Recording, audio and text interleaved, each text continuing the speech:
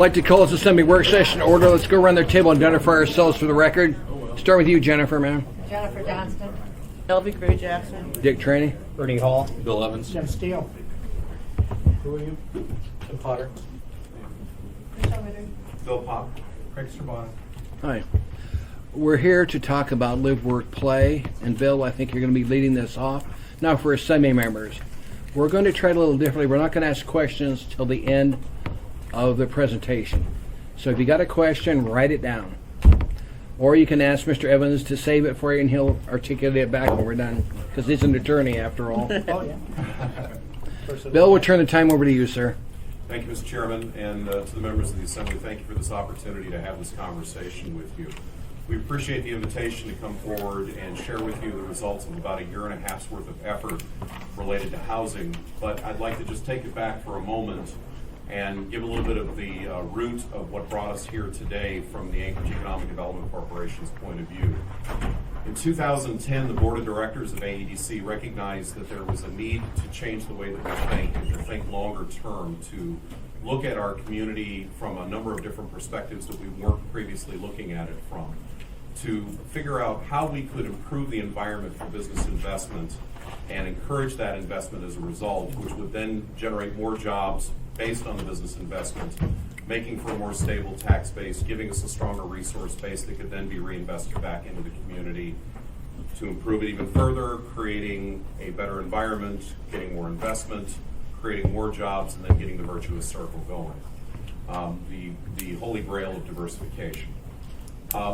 We established a vision, the Board of Directors did, that by 2025 Anchorage would be the #1 city in America to live, work, and play. Not from a marketing point of view, not from some kind of branding point of view. We don't talk about this outside of Alaska. We only talk about it a little bit outside of Anchorage. It's an inward-focused community development effort focused on the grassroots.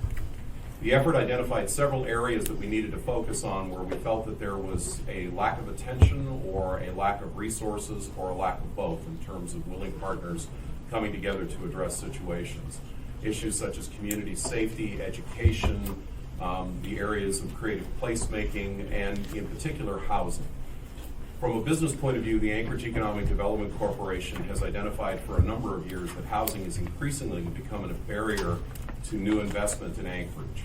Not in just the housing development itself, but in general business investment. We've had any number of anecdotal stories for many years from our employers, large, medium, and small, about the inability to hang on to employees because of the cost or lack of availability of housing, not for the fact that they were being forced out of the housing, but that they had opportunities elsewhere in the country, is one of the key examples that we'd like to give, where they could be gainfully employed, have a good quality of life, and have more money left in their bank account at the end of the month because of a less expensive environment. What we found was so disturbing that we decided to go ahead and start polling the business community. And a couple of years ago, we added a question to our Business Confidence Index survey, which we put out every year in November, December, and announced the results in January, that asked the question of the business community: has the affordability or availability of housing in Anchorage affected your ability to attract or retain workforce? And consistently for 2 years, that number has been right around the 60% range in terms of the respondents. Last year we had 245 respondents, representing all the sectors of Anchorage business. So it's very clearly for us a significant issue in terms of the ability to deploy investment in Anchorage, because we don't have that competitive environment to attract workforce or to retain it, whether it's locally grown or a workforce that we've already attracted. So we started looking at this particular area of focus almost immediately as we got into the Live, Work, Play effort, and we gathered a large group of community leaders from all walks of life, all aspects of business, who helped us to prioritize those areas of focus. And housing was one of the more resounding issues that any number of groups and organizations and businesses felt we needed to address. And so with that, we formed an area of focus for housing that is a partnership of the willing. We don't have a giant paid staff that's managing this thing. It's not a new nonprofit organization. It's a volunteer alignment of the business community with some significant nonprofit players and government agencies coming together to collaborate on what is the issue and how do we solve it. and it's been a long road to get here. It's been about a year and a half. We've had representatives from large employers participate in this process, ConocoPhillips and Shell, to name a couple. We've had a number of realtors, building developers, both in housing and in the commercial side of things, multifamily. You're going to hear from a couple of representatives from that group today after I'm done with my brief introductory remarks. And they're going to share with you experiences and outcomes from this effort that is focused on trying to set a path towards solutions and to set a path towards breaking up the gridlock that we have in the housing market.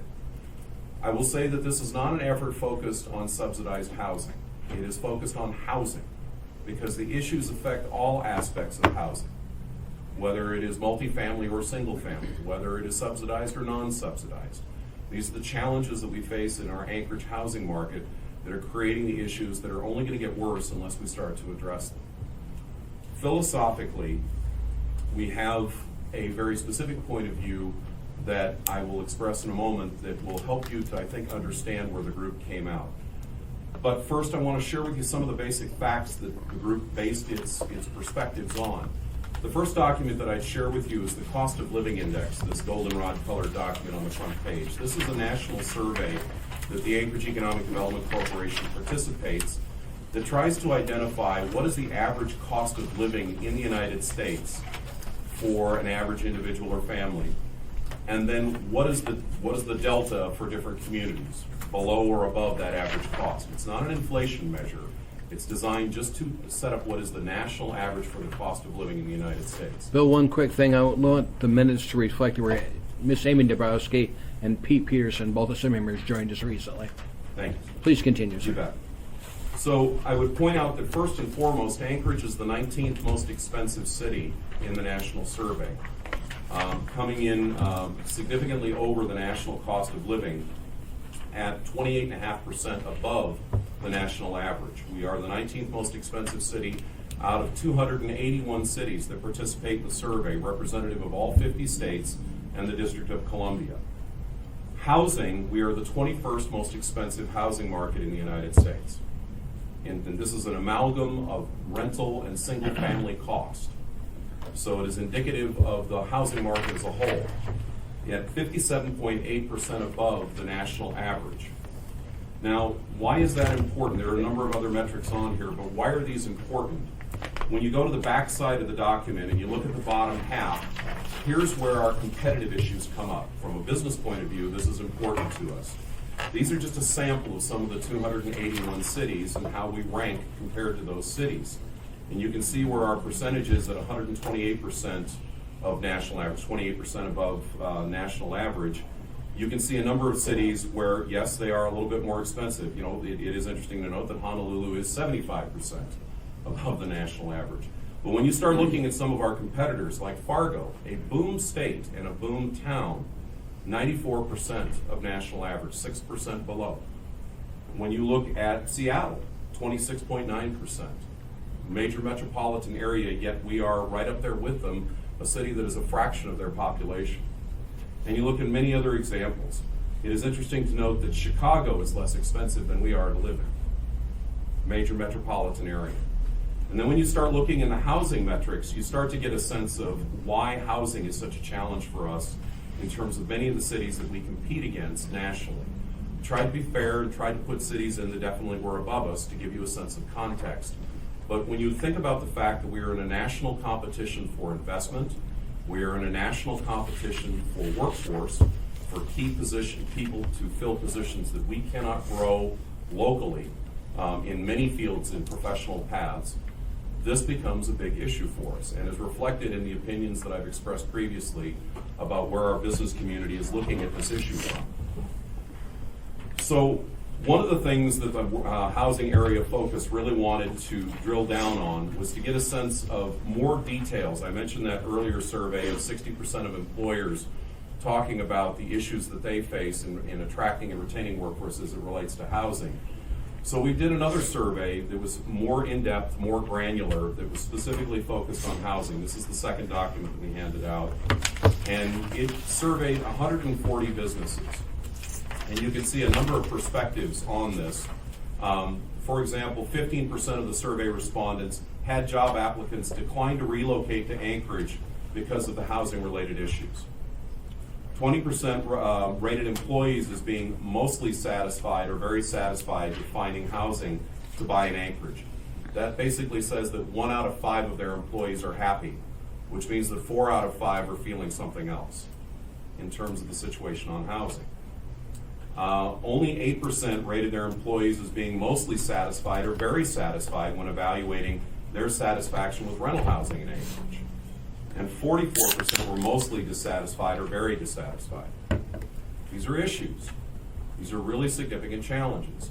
And you would think that with a dissatisfied market and with a market that is seeking opportunity to find things, that the private sector would respond.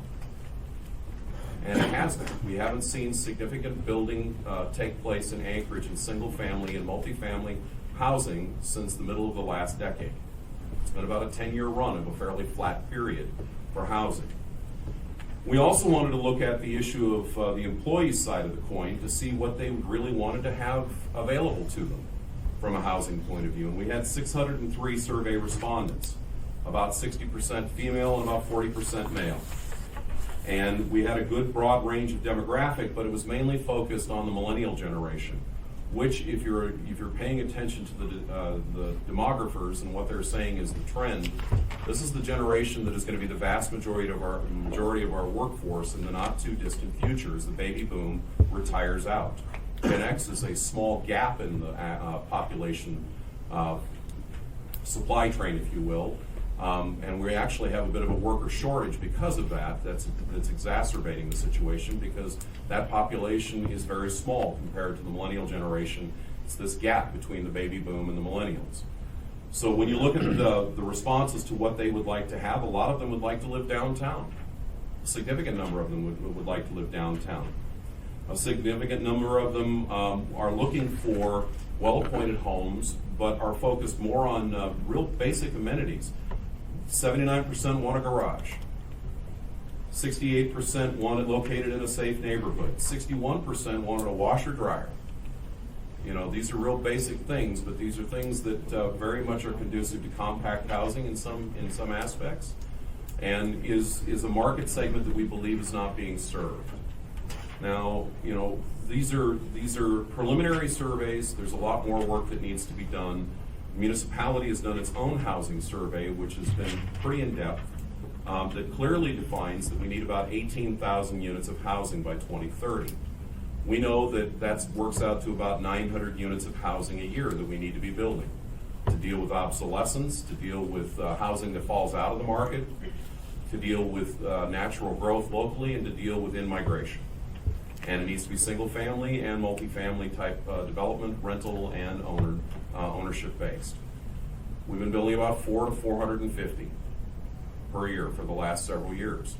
So we're lagging behind, and we see that reflected in prices in terms of the single-family home price market and also the rental market. Tight vacancy rates in the rental market. All of this leads us to believe that something's going on that's keeping developers from developing, which is why we formed this group and brought together employers, developers, realtors, bankers, as well as some of the agency folks who could have a good, robust discussion about what the situation is. I'm not going to get into the specific details of potential solutions, and I don't think you're going to get a silver bullet out of today's discussion. There is no one single solution that will magically solve all of our problems. This is a complex issue that's developed over time, and not through the fault of any one individual or any one agency or any one policy body. This has been a slow creep towards the situation that we find ourselves in today. At least that's the view of our housing group. The belief is that we now have a system that is designed more to prevent errors from taking place, to prevent mistakes, to prevent problems from arising, as opposed to a system that is designed to accomplish the development goals of the community in partnership with the developers while balancing the needs and desires of the citizens of the community. To find a partnership, a public-private partnership, if you will, mindset that is currently, in the view of the group, missing. And that when you design a system that is focused on preventing problems, it becomes solely focused on that, as opposed to what is it that we are doing to accomplish what we need to do to have adequate, available, affordable housing.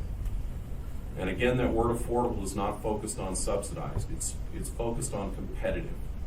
It's focused on maybe we could be the 50th most expensive housing market in the United States instead of the 21st. It's not talking about completely deflating the market. It's talking about bringing balance to the market. So with that, I'm going to stop there. That's the premise that we wanted to lay out today and to set the stage for the two presenters that are going to start this dialogue with you, the Assembly members. I'd like to turn it over to Greg Cerbana from Widener Properties, who will have a conversation with you about his experiences and what he has observed as being a member of the housing area focus. I get the short end of the stick. It's difficult to follow Bill, and so I've actually prepared comments instead of speaking off the cuff like my friend over here. So bear with me, if you will. Mr. Chair and members of the Anchorage Assembly, I wanted to thank you for the opportunity to speak to you today and look forward to participating in this very important discussion about the state of housing here in Anchorage. As Bill said, my name is Greg Cerbana and I work for Widener Apartment Homes. And as many of you know, Widener is a privately held real estate company that is focused primarily on the acquisition, development, and management of multifamily apartment communities throughout the United States and Canada. We were founded in 1977, and although headquartered in Kirkland, Washington, we've owned and managed real estate here in Alaska for 34 years. At present, there are 227 apartment communities held in the Widener portfolio, representing just over 42,000 units. That's located in 9 United States, U.S. states, and 4 provinces of Canada. In addition, Widener owns and manages approximately 250,000 square foot of commercial, retail, and office space. Our Alaska portfolio is comprised of 43 buildings and just under 5,000 apartment homes, with 95% of them here in the Anchorage Falls. In an attempt to be succinct, to cover some key points, and in order to honor your time, I've prepared these written remarks regarding Widener's perspective in the ongoing discussion about housing concerns facing the community. We've worked diligently with a number of ad hoc groups, as well as some formal groups that have coalesced around these issues. And as the largest private owner, manager of real estate and rental property within the Muni, Widener recognizes our responsibility to partner in these discussions. For today's purposes, however, I'll be focusing on some broader housing themes, as opposed to specific concerns with the code itself, of which Tim will do. In short, I'll be talking about regulatory policy and process, as well as giving some recommendations. Because of our long track record of development in areas outside of Anchorage, we bring a unique perspective to what's working well in other cities. And so the central question before this body is this: if the housing shortage is real, what are we doing to actively encourage solutions to address this issue? And to this point, there have been many attempts by local government, housing practitioners, concerned citizens, and engaged civic groups to address these issues. Yet, the truth is that we are not producing the number of total units needed from all sectors to meet that demand. Housing gridlock is real and is affecting everyone out in the market looking for a new place to call home. So what do developers want? Although I represent the perspective of a larger multifamily operator, these issues remain the same for those on the rental side, as well as for the for sale side. Those producing subsidized housing versus market rate housing.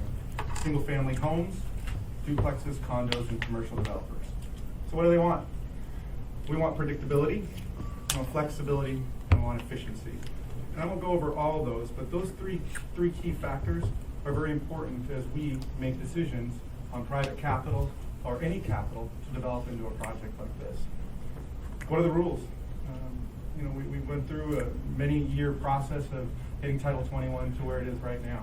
But it's a living document in our perspective, and it's evidenced by the fact that over the course of the last 2 years, we've made some adjustments to it as the realities of the code have proven either difficult or impossible to navigate. Flexibility. We want to set the outcome and let creativity in the market fulfill the need. The question is, are we going to be prescriptive or descriptive? How much latitude are we going to have to give to the people who make these decisions in order to bring the projects to bear? Efficiency. We want to empower decision-making at the lowest levels.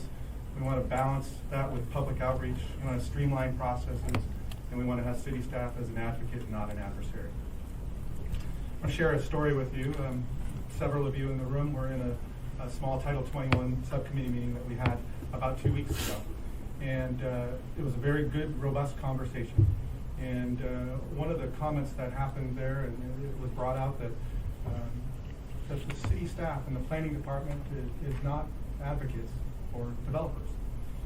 And that stopped me in my tracks, and I had to think about that one for a little bit. And while I recognize and appreciate and acknowledge that that perspective is real, I don't think the planning department should be an advocate for individual projects. The problem is the planning department needs to be an advocate for development, and there needs to be an open understanding and a relationship that is built and encouraged for development throughout the spectrum. While these issues aren't groundbreaking by any means, they're clearly not happening in a broad and consistent enough manner to spur enthusiastic participation by developers. In fact, as recent reports in the media have indicated, production is falling far short of demand. Despite the observation that permit applications may be up this year over last, we all know that project viability can be impacted by a multitude of issues. In fact, Widener was noted in a recent ADN article as having a project of approximately 300 units that was slated for construction in the near future, and that would be in Midtown. Unfortunately, that information was reported incorrectly. Although we've planned for years to develop this project, ramped up design work and preliminary concepts since the passage of Title 21 update, we've since elected to put this project on the back burner in hopes that some of the issues discussed today can be addressed and fixed. To answer the question why, it must be important to note a few things. First off, although we're headquartered in the lower 48, as I said before, Widener is well positioned to develop market rate rental housing in Anchorage. We own land. We have about 10 parcels and 33 acres that we could build on. We have market expertise, which means we have operational information and data regarding rents and expenses that go back over 3 decades. We have development experience. We have prior ground-up development that has included the Highlands Apartments, Admirals Cove, and most recently Park Plaza 2. We have a long-term approach. In other words, we don't sell buildings. We like to buy them, acquire them, and manage them for the long haul. And that means that our investment decisions are not beholden to fixed year one yield requirements. In other words, we don't need to get a specific return year one in order for that property to pencil. So that makes a significant difference as to whether or not we'll accept that risk or not. And most importantly, we want to be here in Alaska. We bring private economic development dollars, investment dollars into the city. So I tell you that, and I preface that because there are some changes. There are some well-known constraints to developing here in Alaska. Despite those intentions, there are some constraints. And these are several of them. The skilled workforce is in competition with other employment sectors. Okay? You have a shorter construction season than you can find in other places. Cost. We'll talk about cost in a bit. Supply and shipping of building components. There's a complex zoning code, and we thought that was interesting that there's an analysis of how many pages and words there were. Property owner initiated rezones are something that's a reality here in this marketplace, and the availability of contiguous land improves utilities. I want to go to the property owner initiated rezone issue, and in specific, we had a project that we're working on. We'll talk about it in a few moments. It's City View 2. And what happened at that particular project was that we were trying to go for a rezone. We had to go in front of that process. And the challenge in that is that our rezone, we wanted to meet what the requirements were that were set out, or the intent set out in the 2020 comp plan. The municipality agreed with us, the planning department agreed with us. That corridor they wanted to be mixed, denser, multifamily. However, the burden was placed on the developer, Widener in this case, to go make that happen. Instead of a rezone happening at the initiation of the muni, it was left for a developer to essentially take up the shield, fight that battle, and work through that process. And it's just taken a little bit longer, actually a lot longer than we would have anticipated. We're going to go next to, let me just answer real quick, I'm sorry. Anchorage competition is the rest of the U.S. and Canada where demand is present and these factors are better. So the challenge is to create the environment where the free market will invest in Anchorage. I'm going to talk a little bit about density. I can go to the next slide. R4 and R4A zone. Ostensibly the areas in which you want to have the most amount of density, R4. There's only one R4A parcel right now that I'm aware of, and that's the project that we did, the 300 unit deal in Midtown that we wanted to move through into a very dense mixed use project. The rest of it's R4. So I want to talk a little bit about R4. So currently, there are 496.6 acres, of which 396 acres are developed of R4 within the greater Anchorage area. Go ahead. That means there's 100.6 acres vacant, right? Buildable land. Go ahead. So 4 parcels are greater than 3 acres in size, so the total of that's 80 acres. Out of the 100.6, 80 acres are in 3 parcels. Go ahead. 3 parcels between 1 and 3 acres in size with a total of 4.5. And so that means that the rest of it, right, 90 parcels are less than 1 acre in size, and the average lot size is 7,800 square foot. The obvious issue here is that if this is the area where you want the densest development, they're in parcel size that the developer would have to go and try and assemble to see if they're contiguous, put them together, and plan a project.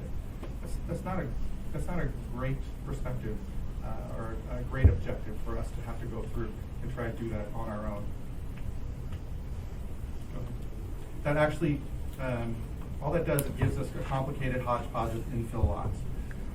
So let's go to the obvious question as to why we haven't developed in the last 8 years. We'll talk about Country Lane in a second. Hard costs. According to the McDowell report that was done in 2012, the hard costs are on average about 37% higher here in Alaska than the lower 48. And that's an average. We've seen that higher in some cases and lower in others, but 37% is significant. What does that mean? Well, Park Plaza 2, which was the last apartment community that we developed in 2007, the hard costs were in the neighborhood of $200,000 per unit. That does not include land because we already included that. We already owned that property. And that project was delivered 8 years ago. In comparison, hard costs for like-kind housing in the Seattle area have ranged from $120,000 to $160,000 a unit in recent years. Opportunity costs. We can build faster and at lower costs than all of our other markets as compared to Anchorage. And for example, we currently have over 1,000 units under construction across 4 different markets in the lower 48. The hard costs described above result in anticipated stabilized returns in the neighborhood of 5 to 6%. However, we can purchase existing apartment communities that would deliver 5+ returns in terms of a cap rate in every single one of our other markets, and that's on day one, as opposed to 2 to 3 years into the future after the entitlement, construction, and lease up of a development project. There's an uncertainty factor that has happened here. Factors include a new land use code, Title 21, long lead times for land use approvals and entitlement, delays experienced on prior projects, both new construction as well as renovation of existing buildings, and economic and political trends. The muni election that has happened and is ongoing, the softening market as a result of oil price volatility and the resulting effect on the Alaska state budget, and potential military troop movement. I want to take a moment and make an observation, because it must be noted that one of the realities of development cycles is that if you miss it, in other words, if you miss that development cycle, you don't know when you'll see those projects come back. Specifically for us, since our projects took so long in order to get questions answered, policies clarified, code amendments agreed to, and moved through the muni process, it gave us time to reassess those projects relative to the emerging issues I talked about above. In other words, these delays caused us to miss the development cycle. And since the projects hadn't moved forward when market conditions changed for the worse, we responded by shelving those projects. If in fact we would have been further into the construction cycle, we would have just pushed through and gotten the project completed, despite the uncertainty that developed in the interim. So what are some of the specific challenges facing our proposed projects? Country Lane.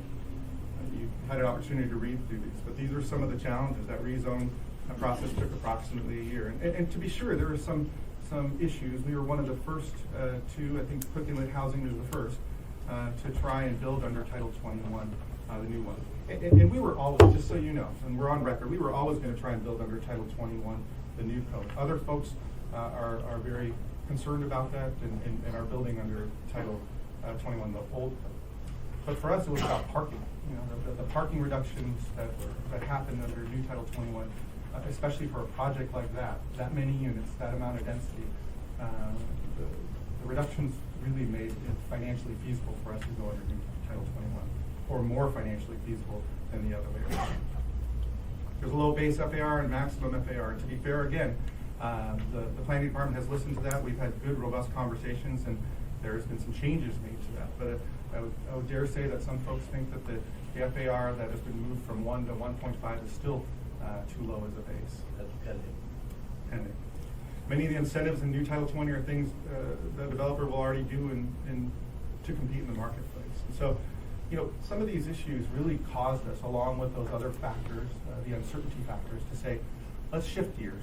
Let's not try and introduce something that large and complex into the marketplace, and let's try a smaller project and let's see how that goes. So that's now our test case, and that would be our City View 2 project, which I talked about before. That's over on 14th and C. And that's a smaller project. In a sense, it's a half a block, and we were trying to build some density there. And why? Well, it's close to the downtown core. We already own a project right next to that. It's an existing apartment community. So from our perspective, and speaking just from Widener, 36 units is what we're planning on that. That's what we've come up with. It's a relatively small project.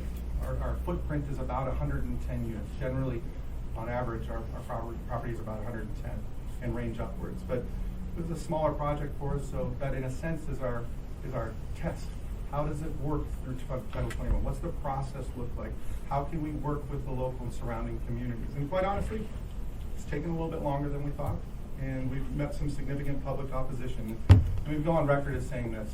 I think Widener appreciates the community council process. It gives us an opportunity and a responsibility to meet with our neighbors, and that's important. The civic process, to me personally, is very important. So it's not that we have an issue with the community council process. It's that the delays that can and do happen really affect the viability of a project. And you're not missing a year if you miss those windows. You could potentially be missing 2 years into a project. And we're talking about 36 units. If, as Bill said, the need is about 900 units a year to be produced, and we're missing that by 500 on average. We don't need our 36 units. We need 15 36-unit projects. So the challenges that we have faced going through that have been illustrated to us. I want to tell you that we're still committed to the project. We're going to see it through, but it's just not going to happen in 2015. Where the delays have made it so that we're not going to put a shovel in dirt into 2016. Recommendations. So I want to move towards more of a recommendation conversation. Some of the things that we've come up with and we've shared with the Title 21 committee, but I wanted to share with the full body. Policy, update the land use plan map immediately. And I know that there's momentum and desire to get that done, but the city should initiate rezones in appropriate areas to increase density. And that's what we've talked about before. I mentioned that earlier. The comp plan calls for densification, so we'd like to see that happen. We want to streamline the code. We want to make it user-friendly. And we want to streamline the approval process while balancing public outreach. Those are some issues from a policy perspective. From a regulatory perspective, we want to streamline and review the approval process for modular construction. Modular construction is something that we've been forced to look at, additional means or different construction methodologies in order for us to address the cost issue. If it can be done elegantly, if it can be done that it meets codes, if it can be done in a way that is, we can bring a project to bear, to market quicker than in other building capacities and building manners, then we're going to look at that. We need to have a willing partner on the needs side. Create flexibility for creative solutions and set the intent and let designers propose solutions. Let me tell you what that means. At least from our perspective, we want to know again whether there's a descriptive or a prescriptive approach towards looking at that code. We hire engineers, and we hire architects, and we hire planners and folks that are professionals in their job. Our company looks at these projects and we try and bring buildings to bear that are going to meet the needs and also aesthetically be very good-looking projects. And we kind of need that partnership with the community in order for us to do that without setting barriers to getting that done. We want to change state laws that limit the MOA's ability to engage in a public-private partnership as identified as best practice in other cities. Things like a developer agreement, targeted redevelopment areas and tax incentives. And we want to establish the process for a project advocate. We'll take a few moments to talk about what that means. One strategy that has received a lot of attention but little traction is for the municipality to appoint a project advocate for permitting. While some may use the term single point of contact, the way we envision it is a little different. The goal would be for this person to have sufficient responsibility and accountability throughout the entire permitting process, from plan overview to certificate of occupancy. They would also act on the city's behalf to break through any complications or delays that might arise between the developer and the various city agencies that review the plans, process, and output of any given project. This person would be the central advocate to convene all disciplines early on in the cycle to streamline the process, negotiate conflict, and ensure that an efficient schedule is adhered to so that projects can be brought to market in the quickest manner possible.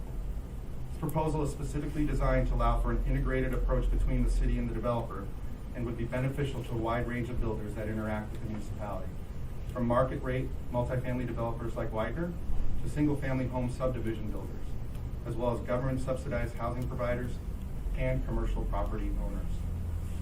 My last slide will deal with some financial recommendations, but I wanted to give you some perspective. I want to give some perspective on what a developer looks at when they're analyzing whether or not to employ their capital in one location or state versus another. Because in order to meet market demand for new rental housing, Anchorage needs to attract a number and a variety of developers. Let's talk about investment return thresholds. Our initial pro forma analysis indicated stabilized year one returns for podium. When I say podium, I mean 5, 6-story product, to be in the ballpark of 5 to 5.5%. For comparison purposes, institutional developers considering well-located projects in the Seattle area demand returns in excess of 6%. Note that Seattle is currently viewed as one of the nation's most attractive markets from an apartment investment and development standpoint. If Anchorage is viewed by developers as a secondary or even tertiary market, that targeted return is likely north of 7.5%. In other words, they need to get that sort of return in order to consider doing that project. Assuming a total project cost of $225,000 per unit, for example, which we feel is likely to be unrealistically low, we went ahead with that based on our last Anchorage project, which was Park Plaza 2, as we discussed earlier. A 7.5% return would require average rents approaching $1,900 a unit, and that represents a more than 25% premium over the highest average rents for like-kind product that we can point to in our entire Alaska portfolio. The costs go up. Financial recommendations. I'd like to lobby the state to enable local jurisdictions to adopt a multifamily tax exemption program of some sort. And provide infrastructure to accommodate land growth, either through local improvement districts, tax increment financing, urban renewal. These aren't the only answers. These are things that we've talked about in different groups that we've participated in. We'd like to see a more coordinated approach towards the Muni's capital improvement program with those from MLMP, AWU, Chugach, NSTAR, et cetera. We want to find ways to partner with developers to reduce cost of development. We want to establish a land development, redevelopment authority, much like they do in Houston or other places, where their job is to procure land, provide infrastructure, prepare entitlements, and then promote the parcel out there. A way that the developers don't have to go and try and do that themselves. The city of Bothell as an example. Bothell, Washington, just north of Seattle. There's an article that was out earlier this week about McMinimans. I don't know if you know what McMinimans is, but it's a brewery restaurant. It's pretty big here on the West Coast. Portland is where they started. Talk about McMinimans coming to the city of Bothell because the city of Bothell was encouraging growth. They put money aside for infrastructure. It's about $150 million that they put through for infrastructure development and procurement of land. They're moving their city downtown core. They're moving streets around and building sidewalks. They're doing some of that legwork necessary to have private development come. Imagine what happens when that project starts going on, when those sorts of infrastructure investments are made.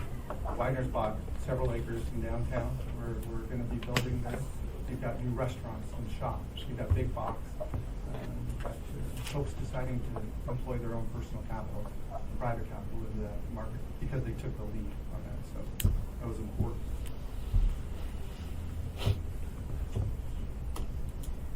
If undertaken, the net effect of these financial investments into the process by the Muni, i.e. tax abatement efforts, TIF programs, deteriorated property designations, will come back in more robust development, targeted placement of new housing stock, and a boost to city finances by increased property tax revenue and consumer spending.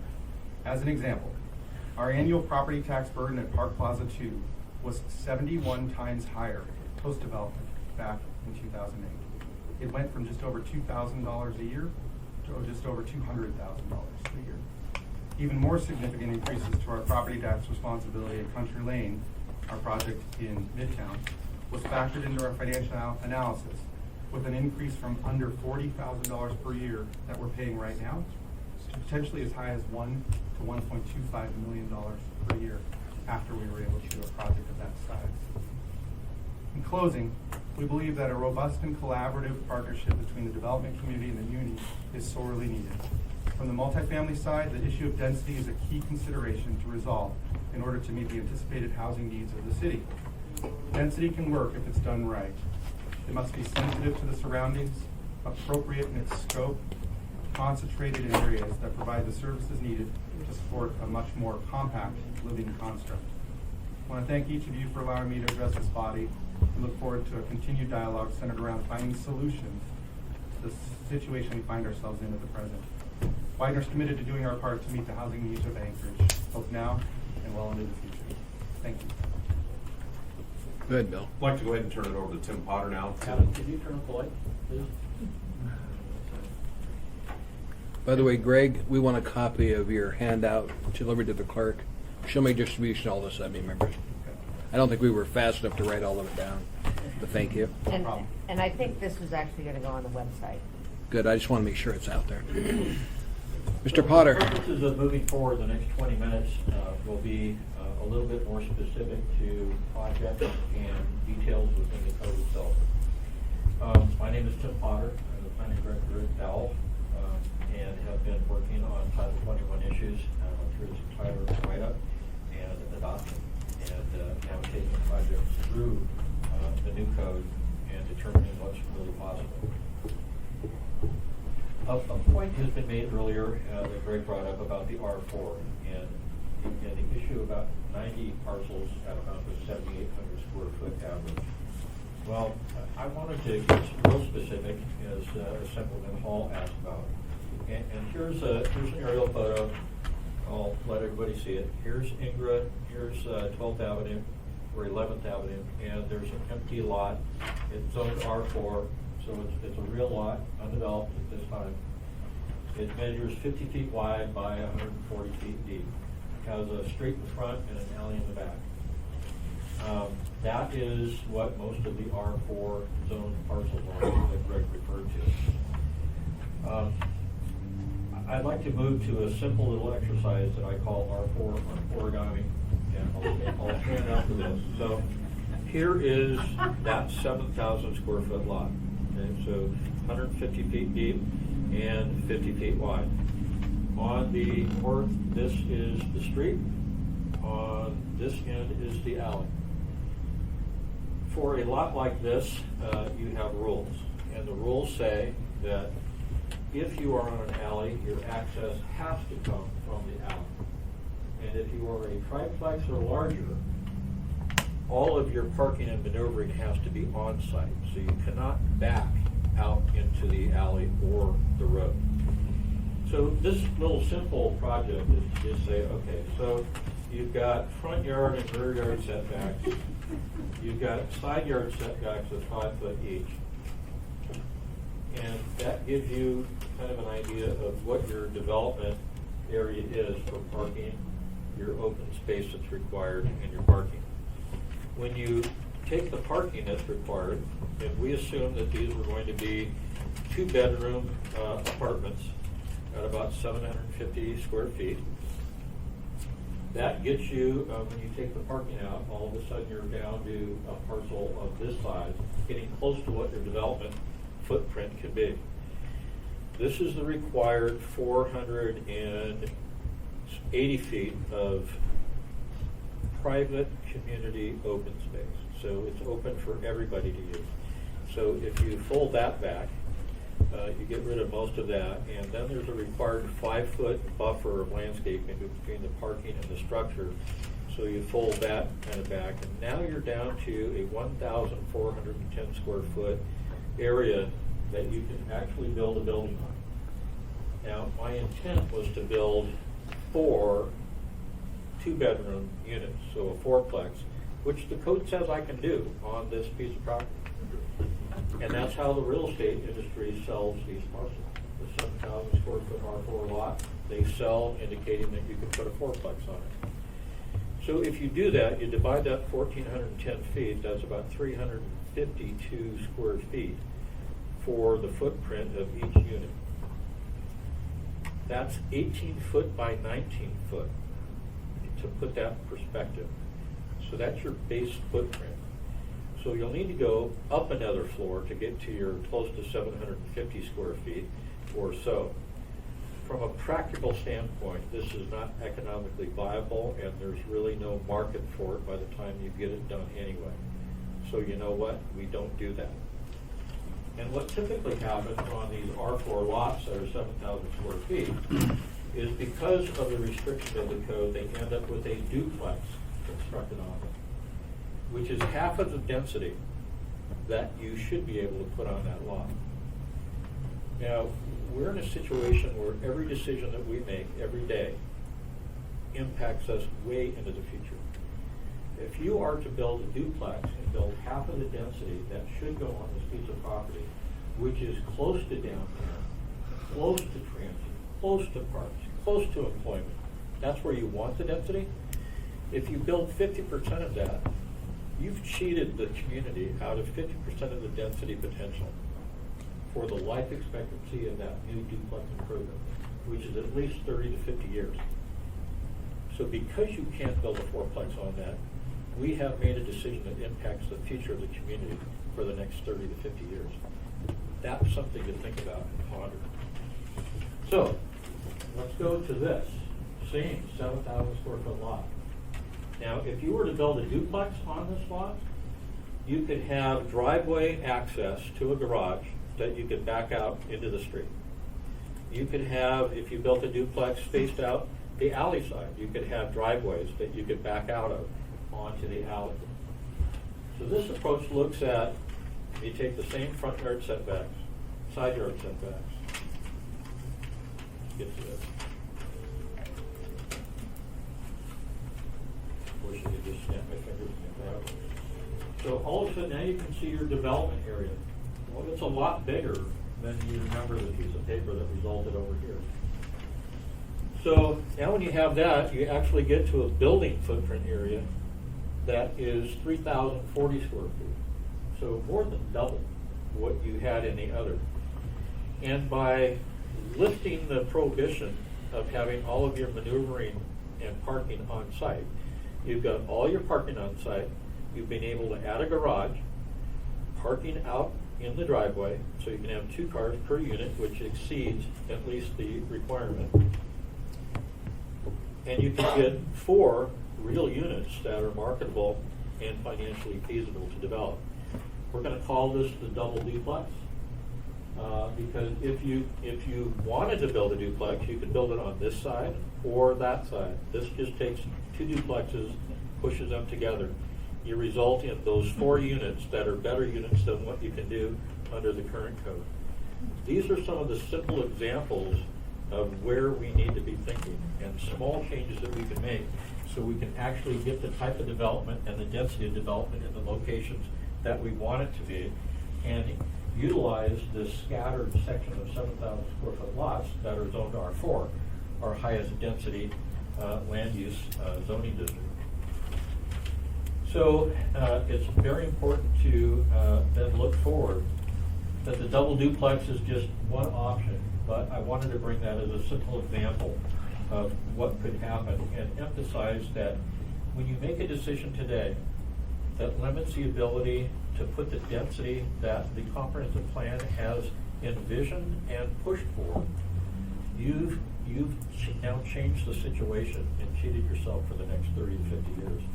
And that is a really, really important thing to consider. Let's move on to some real projects. And the first being, there's really only been 2 properties that have gone through the real multifamily segment of the new Title 21. And another third project, which Whitener has done, which is City View 2, which is at about 35% design. We have taken it through the process to figure out what we can build on the piece of property, possibly. And as Craig indicated before, there's been good responses from the planning department and the assembly, but there are multiple code modifications that are necessary that have not gone through the system yet before this project can actually be constructed. So it's important to note that those are pending changes, they're not actual changes that have occurred. So with this project, C Street is on the lower left side.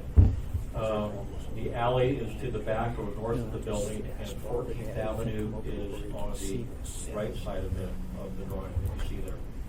This is a building that is fully parked underneath the building, and a little bit of daylighted parking out in front next to the street. We have sidewalks that have been embellished to get bonus points. We've got 4 stories, 3 stories of structure on top of an entry area and parking under the western portion of the building that's next to a major arterial. The east-west alignment of the rest of the building is 2 stories, for the most part, 2 full stories on top of parking, within a 3rd level, which is half of the floor area of that top floor. This is a really interesting project that we've tried to work forward, and you can show the building elevations now. That really looks at trying to put a denser project, dense 36 units, that's not that dense, but 36 units on a piece of property that is just blocks away from the park strip in downtown, next to schools, parks, bus transit, good walking trails, access to Valley River Park is close by. And it is a great place, and our comprehensive plan called for this area to be densified. So you'd think that we were doing everything just right. But within the code, there is a section called the daylight plan. Go ahead. And we got educated in this, in that in the R3 zoning district, you can build up to a certain height of a building, and I should say that the current zoning on the property is R3, and we're trying to zone it to R4. So under the current zoning, it's R3, and we identified how tall of a building, which is on the left, we could actually build within the R3 zoning on the piece of property to create an understanding of what the permitted at this time daylight or shadowing effect would be on the property next door. When you go to the R4 and you start going through the daylight plane, they change where you measure the start of your daylight plane. Everything is forcing the property into a pyramid style development. Taller at the middle, but skinny at the middle. So with that, and the purpose of this is to show that we actually projected the daylight plane of what you had on the right shows our new proposed building. The lightly dashed line shows that we are not making any more shadow effect on the adjacent properties than what the R3 is that's permitted at this time. The projection, that is the orange line, is actually, now that we're R4 zoning, the R4 regulations start counting your line at a different location and project a lower daylight plane. So we are, with this design, we have an R4 building, 36 units. We have a lesser daylight plane impact than what you could build under the R3, but we can't do this because of the regulations that are currently in place, which does not make sense to me. And we wanted to bring this to your attention. So these are some of the problems that this project has run into. What does happen as we move out, so we can, and you could go backwards to the first. And then maybe one point, it's Yeah. RO. I was gonna say, yeah. R4, yeah. Okay, I'll clarify the other way then. There you go. RO and R4 for multifamily residential is exactly the same. So, just to cover that. If you see the depiction of the east-west, or left to right upper portion of the building, which is half of the floor area, there's the drawing's been updated since this one, and it actually pulls that to the center so that we can also meet the daylight planes towards the alley of the properties to the north. Now, everybody knows that when you construct a building, you're trying to construct structural walls on top of structural walls, put all the plumbing in the same places so the bathrooms are typically stacked, the kitchens are stacked. In this situation, on that top floor, we have open space common decks around it to meet the requirements, but the building would be offset so that we have to reinforce that top floor so that we could span the area and offset the structure onto non-structural bearing walls, which complicates it and causes cost increases beyond what getting all the plumbing and heating systems lined up would do. So there's practical things that really do happen as a result of these things. Now, to be fair, there is a long laundry list of things that are included in the design standards within R4, which affect this and RO and R4A properties. Independently and on themselves, by themselves, they seem very innocent. But what we've determined is that as you cumulatively approach the project and run into many of these stacked on top of each other, not only are some of them in conflict with each other, but they break the camel's back by the time you pile it all on. So if you can look at it from the standpoint of doing an audit when you've got 10 cents here and 10 cents there, and if you have enough 10 cents, it really adds up to a lot. And it's surprising that at 10 cents you could get to $1 million by the time you add it all up. And that's really what's happened with the design guidelines, in our opinion, for the R4 zoning and multifamily housing. The next project that I wanted to move on to is a little bit different. This is a 100-unit project off of Muldoon and the town center area in Muldoon. So Fred Meyer is the structure directly to the south. The road on the south of this project is the newly constructed Town Center Drive that was developed. Walmart is off to the west. Old Harbor neighborhood is to the north. Muldoon on the right. This project has a variety of different housing types, including townhouses, multifamily structures, and then the building on the far right corner is a 20-unit multifamily structure. So we've got a variety of different things. This falls into a slightly different category of review at multifamily than the City View 2 project that Widener's doing.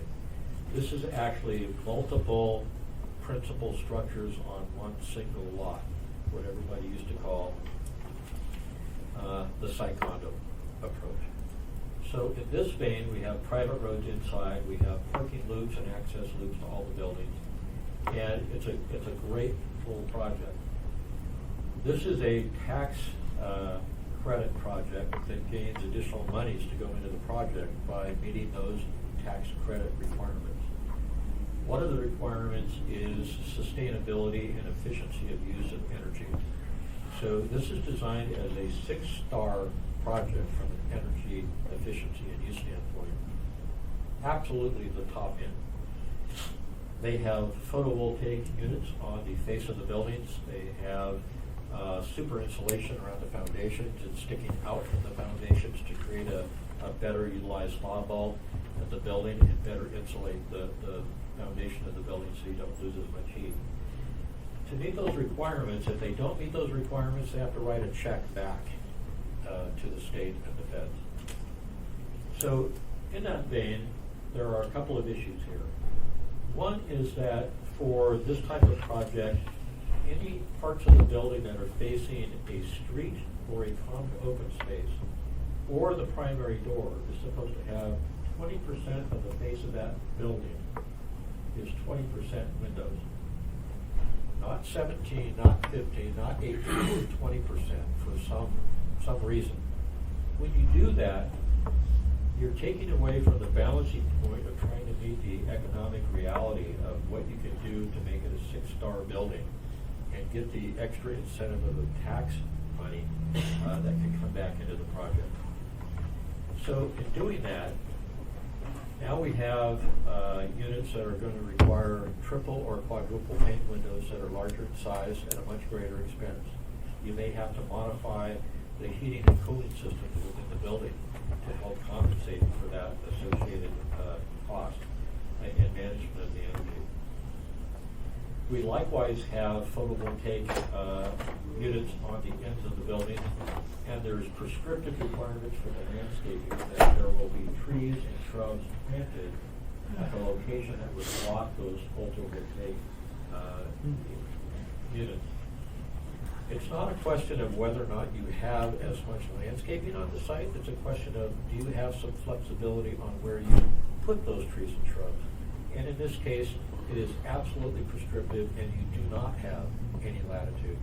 To gain any latitude, you would have to go for a variance from that section of the code.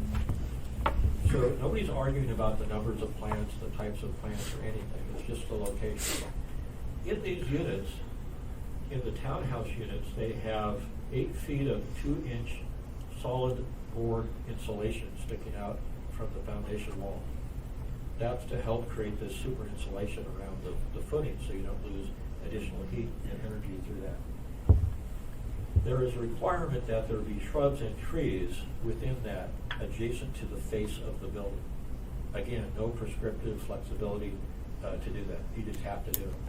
So now we have an area where we have trees and shrubs planted that will either cause problems for the insulation board or actually have to cut holes through that insulation board and that heat protection and heat loss protection.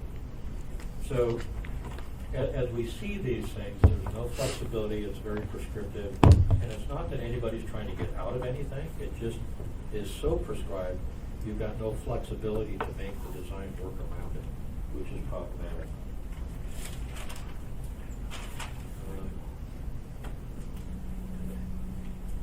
Our experience is suggesting that the new requirements and regulations do not permit densities in the range that the comprehensive plan is actually envisioned and called for. Every day that we don't build to that density, we put off that responsibility and keep compounding our problem, which Bill has indicated is a problem from an overall marketing and bringing people to the city and also keeping them here.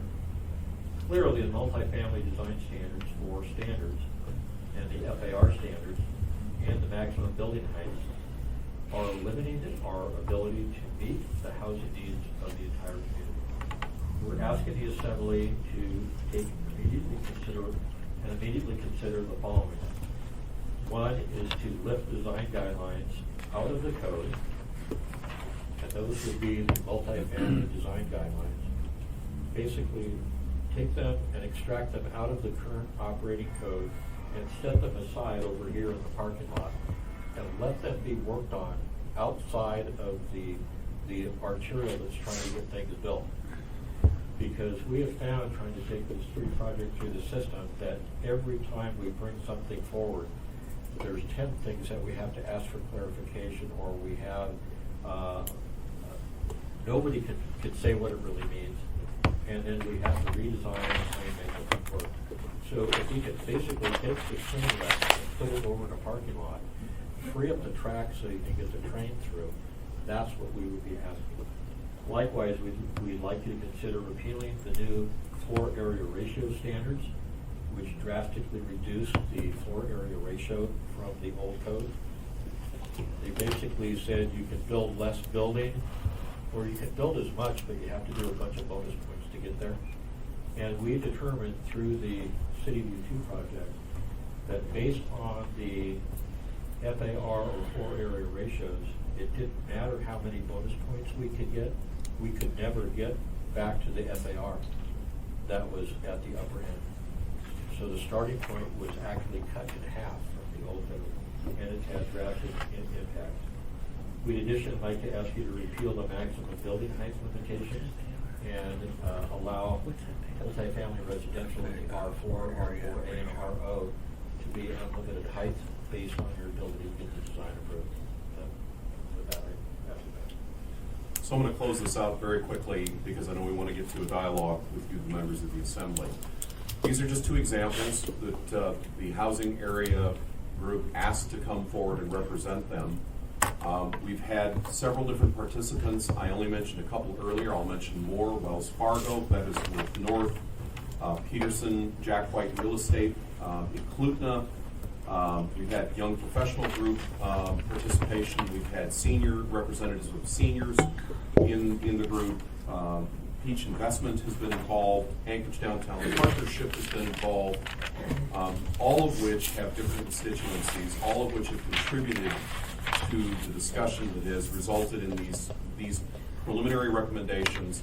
There's a lot more density, a lot more dialogue, and I'm here to tell you, I know you recognize clearly there are any number of stakeholders in this debate with any number of ideas, requests, desires, and needs, and we don't claim to have all the answers. But I would suggest that going back to my original point, based on the discussions that we've had with this group over the last year and a half, the one key conclusion that we come up with is the fact that the current system, through years of process, not through necessarily intent, has become focused more on preventing problems than accomplishing goals for the community. And I keep coming back to that point because when we change the mindset in terms of the overarching policy that guides the decisions, that guides the administrators in implementing the decisions, and the policy guidelines that you, the Assembly, and the Mayor, whomever that may be in the coming election, and in future administrations puts forth, if it's a mindset that's focused on accomplishing goals, we think that that will lead to change that will accomplish what we need to accomplish, which is breaking up the gridlock. I think I'll stop there, and we wanted to reserve as much time as we could for question and answer, and we want to thank you for this first opportunity to have this conversation with you today. Thank you, Bill. Mr. Hall? Yes, thank you, Mr. Chairman. I initially got involved in this housing issue because I was part of the committee that oversaw the McDowell Group when they did the housing study that was delivered to us in 2012. And then following that, I became involved with the Live-Work-Play housing study group that was put together. And I've been attending those meetings for 18 months. And what I've seen happen over that period of 18 months is, I'll give you two specific examples. I've seen the Widener group come in, and I saw Greg at the beginning of this very excited about a development project in your district, Mr. Trini. I'm well aware of it. That that they were very, very excited about doing and made every effort to be able to make that develop. And I seen him over the period of time get to the point to where now we're at the end of it. It's like he's come to the point, it's like, this is not a doable project. I'm sorry, we've done everything we can. During that same period, I watched Mr. Potter, who was the vice chair of this particular group, go and defend, honestly, at the beginning, Tim, very strongly. We're going to be able to work with Title 21. We can work around this. We can make it happen. And then I basically saw Mr. Potter have a breakdown at a meeting a couple of weeks ago where he shared with me, I've tried everything I can do, and it's just to the point. I can't make it work. In my closing, what I'm going to tell you is this is a group of people, and they're asking us to help us solve our housing problem, which is the major economic driver in this community for our future. We're the ones that write code. We're the ones that then adopt it. And when I'm talking about we, I'm talking about those of us that are sitting at this table. And when I saw Mr. Potter have his time, his moment, that's when I approached the two chairs and told them, okay, it's time for us to bring this to a work session of the body, not the Title 21 group, but the body as a whole. Because I thought it was imperative that each and every one of you hear this personally and up close. So that concludes my comments. Thank you, Mr. Ms. Trini. Johnston, ma'am. Thank you all. Do we know what our current occupancy rate is this year versus last year? Have there been any, As far as 2015, or let's say 2013, 2014, and then maybe extrapolate in the first quarter? to the best of my knowledge, and I'll look to my compatriots in the housing group in the audience, I believe that the rate continues to hover around 3, maybe 4% vacancy. I think the roll-up of our portfolio here in Alaska as of, I think earlier this week, was 96.2, something like that, So it's almost 4%. It's not as bad as it was last year, where we were hovering around 2%. That is relative, because 2% is. Yeah, no, I'm just. To answer your question, yes. yes. Okay. It was interesting as far as And I also would like to say, we had talked about having the Widener Group PowerPoint be put on the Title 21 page, but actually this is probably a good presentation, particularly also with the verbiage, if that could be included for both of you. If it's all right with the chair, that would go on the Fine. assembly page. Let's do it. Because this is a discussion that many of us have had, but it's, I greatly appreciate the wider audience. One of the things, and Mr. Potter was there before I was there, Mr. Ferguson was there before I was there, but I'm the longest serving member now on this body of Title 21, and so I stepped into it somewhat late in the game, but my understanding, and at that point it was in probably its third rewrite, was that one of the goals was to have decisions made at the lowest level. And because of that goal, what happened is we ended up having these menus, all very prescriptive menus. And it's now throughout this whole rewrite is this long list of menu choices. It can give you various credits here, take away, and I was never comfortable with the menus, but I'm interested in how do we get decisions made at the lowest level without being prescriptive.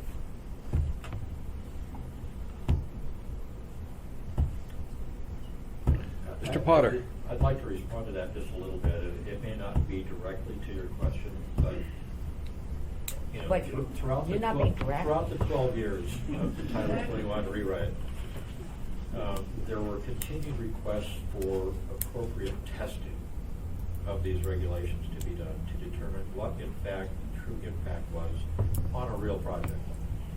And quite frankly, I think the city should be embarrassed that they put forward a code and continued to push and push and push, and testing was not done in an adequate format to find a lot of these glitches and determine what the true impacts were, and ultimately determine that in fact we have a code that is directing us to a point where we cannot meet and go forward to meet the envisioned endpoint of the comprehensive plan.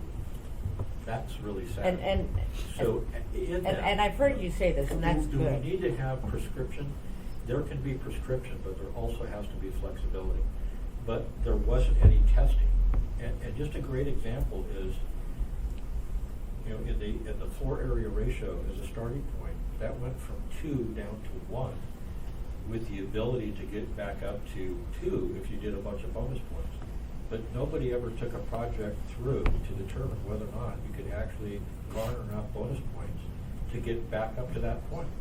Right. But again, back to, and I guess this is to Greg, because you've worked with many other different communities. And it was on your slide as far as, you know, having decisions made at the lowest level.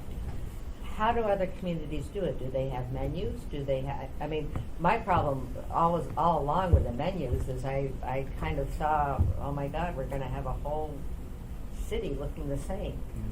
And no creativity, but how do other communities do that? You know, I'm not a planner, so I have to make sure that I put that out of the way first. But I will tell you, we're working with the city of Woodinville. Woodinville, Washington right now is looking to revitalize their downtown, much like Bothell. And I know that there have been very high-level communications in our office, in their office, and obviously the much closer in terms of proximity. But there was a development agreement that was worked on in advance, hammered out. There was responsibilities that were laid out as to what we would provide, what sort of infrastructure the city would provide, whose responsibility it was for X, Y, and Z, some time frames. And then we were allowed to go. Once that basic structure was put together, we're allowed to move forward from a design perspective. There was lots of communication that happened, both at the highest level of the planning department and those who were moving through that. My comments relative to a point of contact, so to speak, a project advocate, is another way that other municipalities are trying to break the logjam of delay. You know, delay in this game costs money, and unfortunately, as I indicated, before, delays, if you factor that into the process, you take a look at where you'll develop in one state versus another, in one location in the city versus another, and in areas where it makes it easier and it's embraced, you tend to pick those projects, and you tend to move forward with that capital there. So I will say as well, I actually think, at least from our perspective, and when we developed the last time, and when we worked through the permitting process on other redevelopment projects here, my personal opinion is I think they're overworked. I think there's too much work for the current capacity of the good people that are at the planning department. So, I'm not here to tell you how to structure that. That's not my No, role. and just in that, I just would like this group, because you're putting a lot of work into this, to come up with how do we address it in code. And as many of you might know, we're having our first, June's going to be Title 21 month for this body. We're just doing some of the lowest hanging fruit on multi-residentials. But how do we clean up code so it is responsive and is menus? I'd like that discussion. The other, how many communities do you know actually even have FAR in code? I don't know the answer to that. Somebody else has to answer. But if I can answer one thing before, you mentioned what can this body do, or what can you encourage? Some of the conversations that we've had and agreements that have been made to in terms of Title 21 language, amendment language, these are conversations I've had for months, and nothing's happened yet. Well, So, and I'm not pointing fingers. What I'm saying to you is this: if it's been agreed to in principle, if we've sat around a room, if it's staff has signed off on it, and nothing's happened in 4 months, that means it's not going to get to your body for another 3 or 4 months. That means that this project doesn't happen this year, and it may not happen next year. So there's an urgency that is missing sometimes that I see and that I hear from other developers and people that are practitioners that needs to be addressed at all levels, at all stops. There's lots of stops that can happen in that project continuum. and you're right. And we have known about a lot of these issues since last fall, and yes, there is a workforce problem. We did have a meeting last week where we timelined, and that's why I'm saying finally June is going to be, and I might have made a mistake in this whole process because I thought any change that went into Title 21 should go through planning and zoning first and then come to the assembly. I might have made this more complicated than I should have. I was just trying to set up a process that was transparent or whatever. So that was, and maybe maybe as a group we need to revisit it and not have it so convoluted that it takes so much time. And we've I got hear 15 you. minutes left. I've got other Okay, people. I just have, so I'd be interested if anybody has any experience as far as FAR, because this has always been a problem, and how do other communities deal with FAR? And my other thing, I just wanted to see if I heard correctly, because I tried to get rid of the design criteria for commercial buildings. Are you now suggesting that we should repeal the design criteria for multi-residentials? That is my recommendation. And the closest thing I can say is that right now we've got an arterial that's got a wreck in it. And there's cars scattered everywhere, and the fire department's there, and no traffic's getting through. And my suggestion is that you repeal it from the standpoint of yank it out of the code, repeal it, and put it over here off the main line. Get your committees, let the Title 21 committee, the staff, all the testing, and the public have their shot at it, and let's fix it so it actually works and represents what the comp plan said we wanted it to be. So you're not saying repeal it for the long term. You're saying set it aside and repeal it, for Suspend it. Suspend it. Come back and address it later. Suspend is a good word. Suspend that portion for this year and next year while we're actually fixing it, because I think the true test is whether or not we can get to a driven portion of the code that gives you design guidelines that actually lets you design, lets the architects that are sitting in the room actually do some modern buildings. I'm telling you right now, with the design guidelines that are in force right now, you cannot design a modern building in the modern sense of the word. I mean, And I've it's always unfortunate that agreed on Yeah. that. Thank you, Ms. Gray Jackson, then Mr. Steele. Thank you, Mr. Chairman. I'm going to try and be really, really quick. But first, I'd like to thank Mr. Hall for being responsible for this work session happening. Okay, and then secondly, I'd like to thank all three of the presenters because you've done a very, very good job. As a matter of fact, it was excellent. And then one comment that Greg, you just made just now that made a lot of sense. It is true. You said that the staff, there's not enough staff and the staff is overworked. You are absolutely right. There hasn't been enough staff for a very long time, and they are overworked. And when you are overworked, it results in attitude. Not that it's justified, but when you're overworked, you get an attitude. Okay, that's the bottom line. It happens. Don't put that on the record that I said that. Well, too late. Okay, and then I have some questions from your presentation, Greg. And you said that that change state laws that limit the municipality's ability to engage in public-private partnerships. Have you talked to state legislators on this issue? Yeah, there's a couple of initiatives afoot that we as an organization have helped to support. And I think there's a lot of conversation that's happening right now. So to answer your question, yes, there's some movement That's to address some wonderful. of these And can issues. you just, you don't have to do it now, but can you give us those bill numbers? Because I personally keep track of all the bills and get responses, so maybe I already have them on my list, but I'd really like to know what those numbers are. And then you talked about a project advocate. That's a really great idea. Are you talking about a municipal employee? That's the way we envision it. That's the way I've envisioned it. That's the way when we talk to the current That's the way it's administration. being done, When you go back years, there are multiple reports that have been generated in terms of housing analysis and suggestions and recommendations that all have this sort of concept in it. And I can point out 3 or 4 different reports that you can extrapolate that same sort of concept. It just hasn't happened. Right. And so if I can follow up, Mr. Chairman, other communities have project advocates? Absolutely. Because I think it's a really, really good idea. Briefly, where? What other? We're doing a project in Wenatchee. Okay, and that's It's what- a 336 unit community right on the riverfront where they had somebody address to Okay. our specific Okay, thank you. project. And if I may continue, Mr. Chairman, you also Quickly, said to coordinate the municipality's capital improvement program with those from MLMP and AWW, and you went on to say Chuyak Electric and so forth. But as you know, MLMP and AWW are municipal utilities.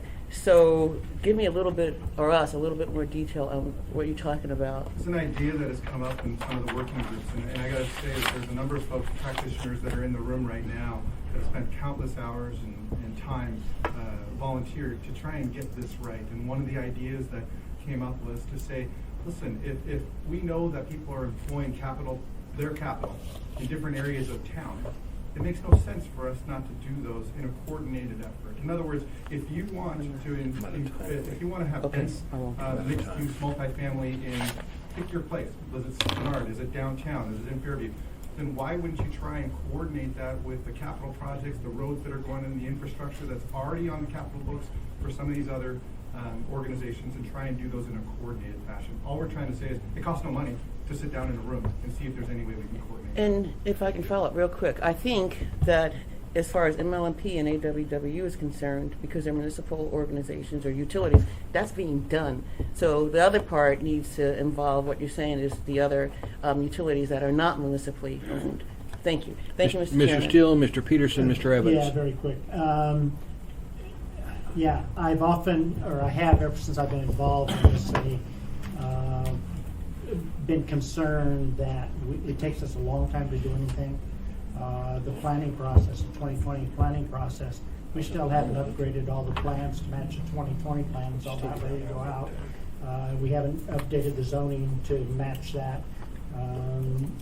We reorganized public works planning, and we cut half the people out of it.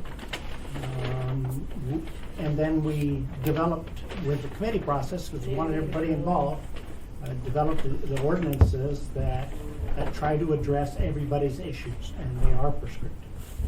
And so somehow we need to cut through that. Maybe some type of general statements and general discussions can do that, and we scrap some of that some of the plans and some of the guidelines and codes, and go to something more general that allows some flexibility with perhaps a project advocate or something. But we've got to break the mold that we've got now, because it is stifling, it is costly, and it just ticks everybody off. And nobody's getting what they want. And so not necessarily an organizational change, but some change in terms of philosophy, how we do things in a prescriptive nature. And I hope we're not going back to the standard site conduct. Thank you, Mr. Steele. Mr. Peterson, Mr. Evans. Thank you, Mr. Chairman. I want to continue on this vein of talking about the project advocate. I really think that's a good idea, something that may move it Well, forward. actually, Terry I agree with you, Albrecht. about the planning department being understaffed. I had a tour from Jerry the other day, and there were definitely some empty offices over there. And what I wanted to ask you, how many projects would a project manager typically supervise? I suppose it depends on the size of the project. And the reason I'm asking that is I'm wondering how many individuals would we need to hire? You're asking me something that's beyond my scope of experience, so I wouldn't venture to guess that. I'm sorry.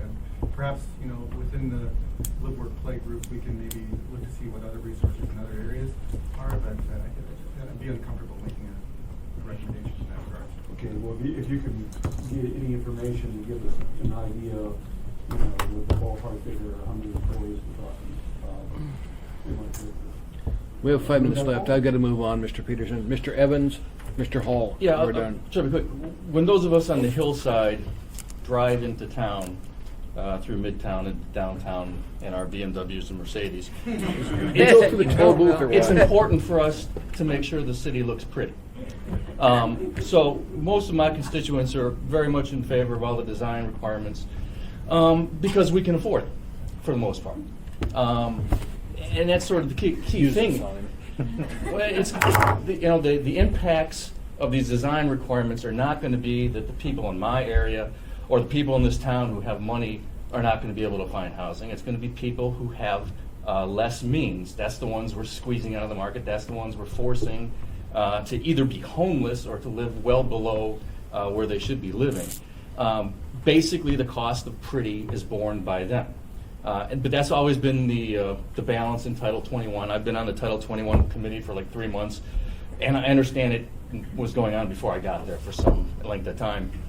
So, I think it's unfortunate to try to relive that battle because the people that wanted pretty won, basically. And that's what we're dealing with here. I'll just say that I support all 3 of your requirements. I think it's necessary. We've got 1,200 pages of regulations. If you can't get that down to 600 pages, you're really not trying. And that's not really a question, but I just had to get it off my chest. Thank you.